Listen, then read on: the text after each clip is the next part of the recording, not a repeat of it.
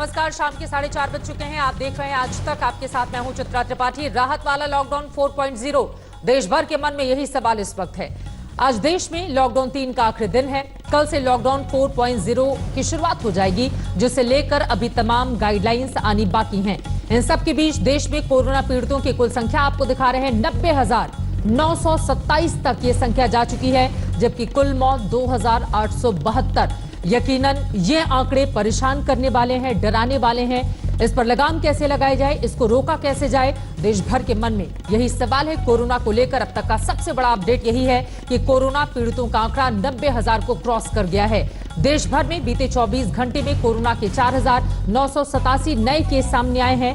आज लॉकडाउन 3.0 का आखिरी दिन है। कल से नए तरह की रियायतों के साथ लॉकडाउन 4 की शुरुआत होगी। वहीं महाराष्ट्र, तमिलनाडु ने 31 मई तक के लिए लॉकडाउन बढ़ा दिया है। दिल्ली में आज से प्रवासी मजदूरों का रजिस्ट्रेशन भी शुरू किया गया है।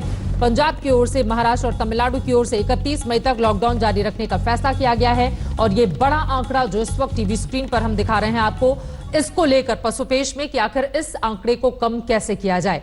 लेकिन इन सब के बीच हर कोई इंतजार कर रहा है चौथे लॉकडाउन में क्या छूट मिलेगी। ये सवाल बेहद अहम है। सरकार के सामने जो चुनौतियां हैं उसे लेकर कई तरह के कयास लगाए जा रहे हैं कि जिस तरह से देश की अर्थव्यवस्था पटरी से उतरी है, उसे दुरुस्त करने के लिए कुछ फैसले होंगे। साथ ही कोरोना के हालात से निपटने के लिए नए उपायों पर भी विचार होगा।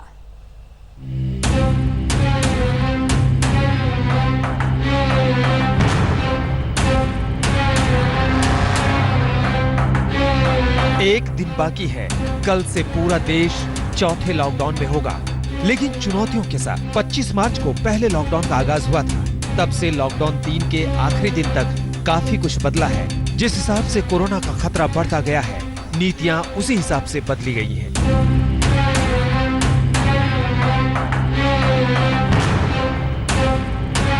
जैसे जैसे संकट गहराया है, उसी के मुताबिक सरकार पहल करती आई है। लॉकडाउन 4 की दहलीज पर कई चुनौतियां पहले से खड़ी हैं। सवाल है कि कोरोना ग्राफ में बेतहाशा बढ़ोतरी से निपटने में लॉकडाउन 4 कामयाब हो पाएगा।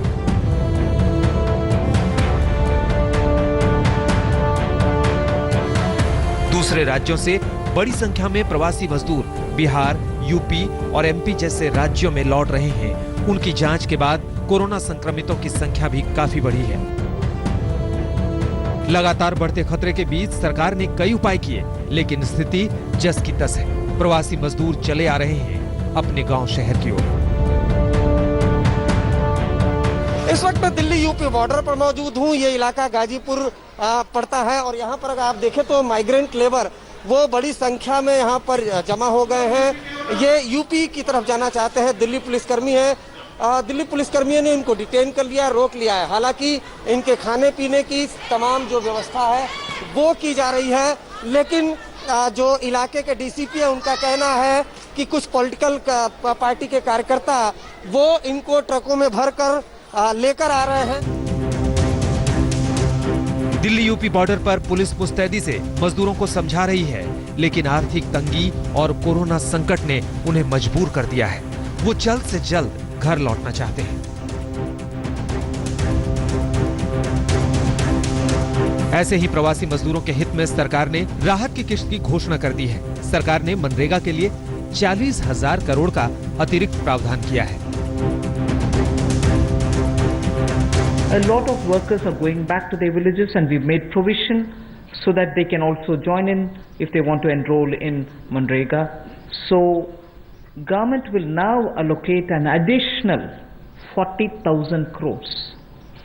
This way we'll ensure that during the monsoon season, and since many of them have gone back to their villages, and if they enroll, they will get the jobs. सरकार प्रवासी मजदूरों के लिए राहत ट्रेन चला रही है। उसका 85% हिस्सा केंद्र सरकार और 15% खर्च राज्य सरकारें वहन कर रही हैं। वित्त मंत्री ने दावा किया कि 8 करोड़ मजदूरों के लिए राशन की भी व्यवस्था है, लेकिन अर्थव्यवस्था को पटरी पर लाने के लिए हर सेक्टर की उम्मीदें सरकार से हैं। छात्रों के लिए सरकार ने ई विद्या प्रोग्राम की शुरुआत की है। इसके जरिए छात्र ऑनलाइन पढ़ाई कर सकेंगे। नाम होगा one nation one digital platform. हर क्लास के बच्चों के लिए अलग अलग टीवी चैनल की भी तैयारी है। जहां पर इंटरनेट की सुविधा नहीं है और इसलिए 3 चैनल्स को चिन्हित कर लिया गया है शिक्षा प्रदान कराने के लिए, और 12 और नए चैनल्स को इसमें जोड़ दिया जाएगा।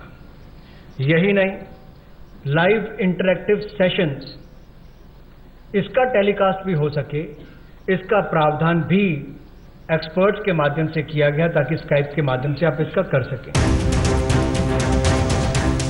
तो स्वास्थ्य सेवा, कृषि, इंफ्रास्ट्रक्चर और तमाम इकाइयों को पटरी पर लाने की भी चुनौती है। ऐसे में लॉकडाउन 4 में दी गई राहत की खेप काफी मददगार साबित हो सकती है। आज तक ब्यूरो। तो लॉकडाउन 4 में किस तरह की राहत मिलेगी, ये अपने आप में बड़ा सवाल है, क्योंकि आज लॉकडाउन 3 का आखिरी दिन है और बीते तीनों लॉकडाउन में सरकार ने कुछ ढील दिए तो कुछ सख्ती भी की गई ताकि कोरोना के खतरे को टाला जा सके।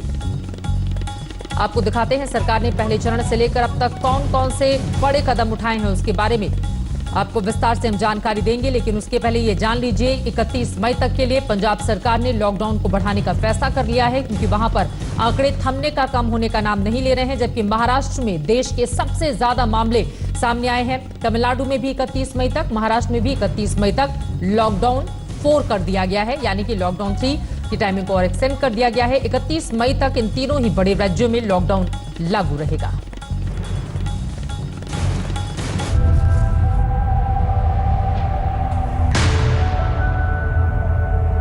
लॉकडाउन 4 पूरी तरह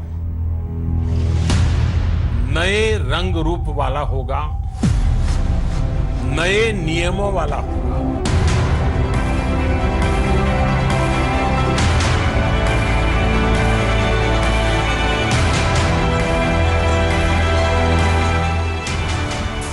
लॉकडाउन के आज 49 दिन पूरे हो रहे हैं। मार्च में दुनिया के कई देशों में जब संकट गहरा चुका था, तब भारत ने पहले लॉकडाउन की तैयारी कर ली थी। प्रधानमंत्री के ऐलान के बाद 22 मार्च को देश भर में जनता कर्फ्यू लगाया गया। पूरा दिन देश घरों से बाहर नहीं निकला था। सड़कों पर सन्नाटा पसरा था, दुकानें बंद थी। यहीं से रखी गई पहले लॉकडाउन की नींव। 25 मार्च से पूरे देश में लॉकडाउन लागू कर दिया गया। उस वक्त कोरोना पीड़ितों की संख्या 600 से ज्यादा थी। माना जा रहा था कि लॉकडाउन का फैसला हुआ तो बदतर होने से पहले ही हालात काबू में होंगे। इसी वजह से 25 मार्च से 14 अप्रैल तक 21 दिनों का पहला लॉकडाउन, 15 अप्रैल से 3 मई तक 14 दिनों का लॉकडाउन 2, 4 मई से 17 मई तक लॉकडाउन 3 का ऐलान सरकार ने किया। अब कल से चौथा लॉकडाउन भी कुछ ढील के साथ लागू हो रहा है।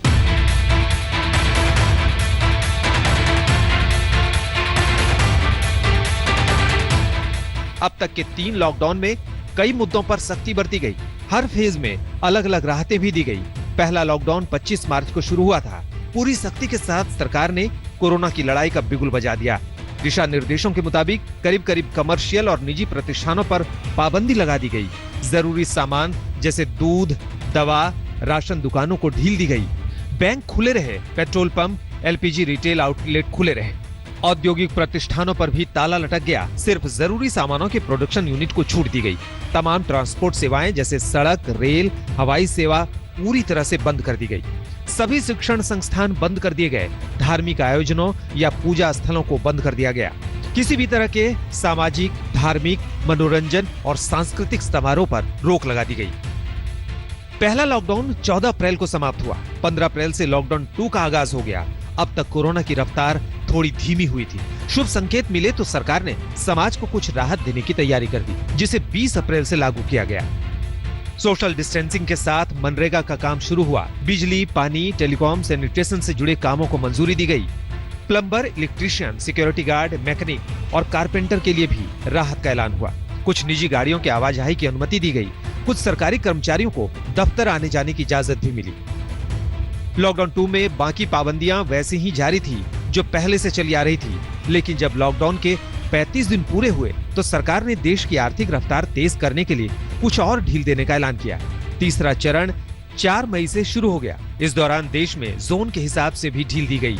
पाबंदी और ढील देने का जो ऐलान हुआ, उसके मुताबिक 65 साल से ज्यादा उम्र के बुजुर्ग और 10 साल से कम उम्र के बच्चों के घरों से बाहर निकलने पर पाबंदी लगा दी गई। शादी समारोह के लिए ज्यादा से ज्यादा 50 लोगों की संख्या तय कर दी गई।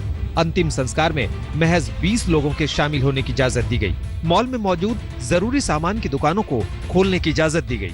शराब की दुकानों को भी कुछ जगहों पर खोलने की छूट मिली। निजी ऑफिस में 35% कर्मचारियों को काम करने की मंजूरी भी प्रशासन ने दे दी। आखिरकार लॉकडाउन 3 भी पूरा हो गया। इस फेज में प्रधानमंत्री ने देश को संकट से उबारने के लिए 20 लाख करोड़ की सौगात दी। उसे जोड़ दें तो ये करीब करीब 20 लाख करोड़ रुपए का है, जिसका ऐलान खुद वित्त मंत्री निर्मला सीतारमण और वित्त राज्य मंत्री अनुराग ठाकुर करते आए हैं। If there is a ration card holder, today he is in Bihar or Karnataka, tomorrow he moves to Rajasthan, he can take his food ration from any ration shop in that state. So national portability, which is now being defined as one nation, one ration card, one nation, one ration card will be implemented. अब तक के lockdown में corona graph में काफी राहत मिली है। मृत्यु दर में कमी आई है तो संक्रमण के दोगुनी होने की रफ्तार भी राहत देने वाली है। आज तक ब्यूरो।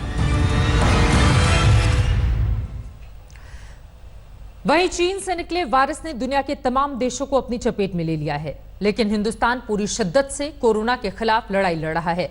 तभी तो दुनिया भारत की तारीफ कर रही है। अभी के हालात को देखते हुए देश में ये लॉकडाउन 21 दिन का होगा।